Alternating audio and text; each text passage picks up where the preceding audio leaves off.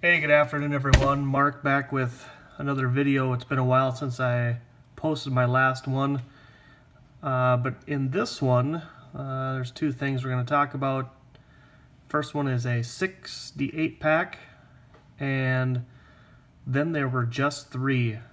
As many of you know, I've been working on completing my 1968 Topps baseball set. The raw set anyway. Many of you know about the 68 Topps Twins PSA 8 set that I'm working on, and nothing new in that respect, but I was able to knock off 6 more of the 1968 Topps set, and that leaves me to just 3, and I'll share those at the end as the 3 I'm looking for. So let's take a look at the 6 that I've added. They will go in the binder tonight, starting with card number 80, Hall of Famer Rod Carew. And this one was picked up for me by a friend at the National.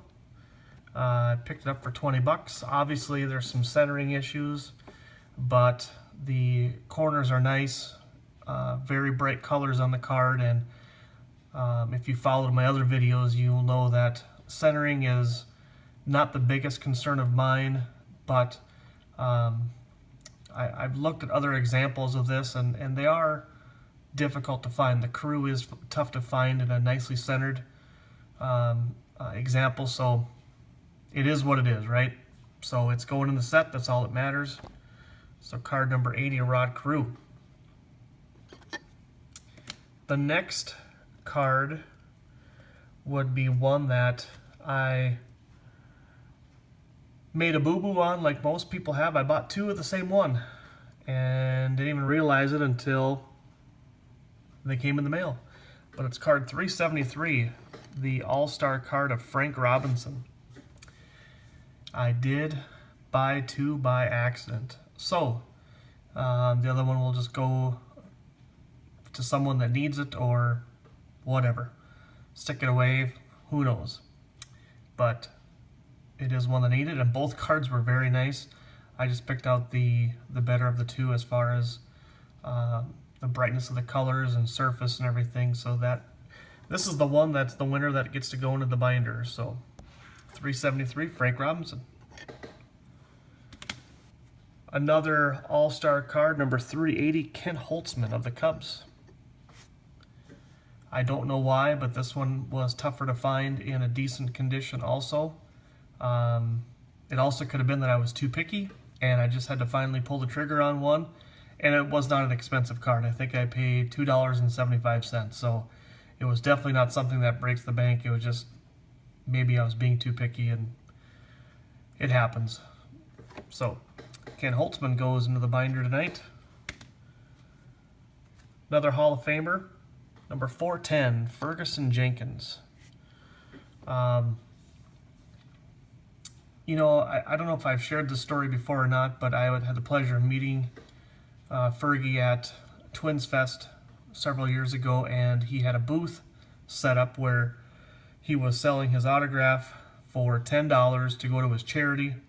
And even though I'm not a collector of Cubs autos, I asked if I donated money to his charity if he would call a buddy of mine that is a huge Cubs fan, and he was more than gracious enough to do so.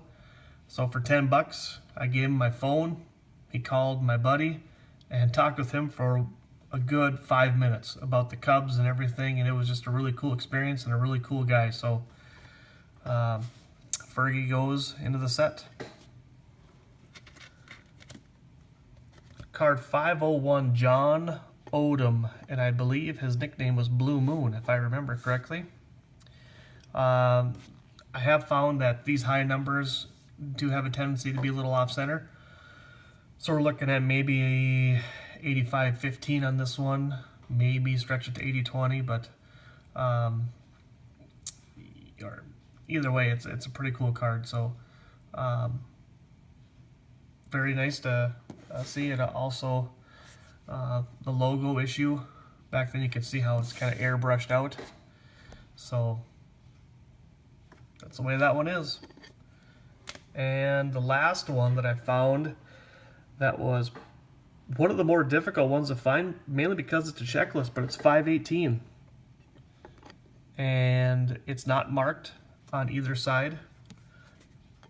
I only try to get the checklist if they don't have any markings, and this one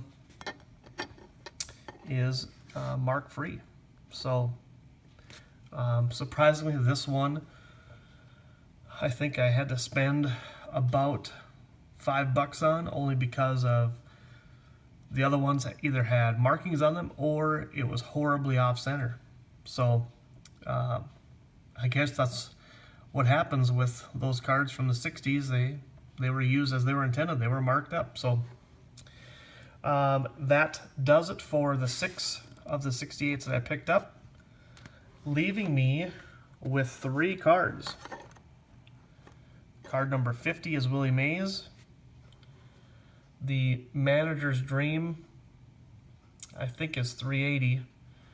And then I also need Lee May, which is another higher number, and I can't remember off the top of my head which one it is, but those are the 3 I need.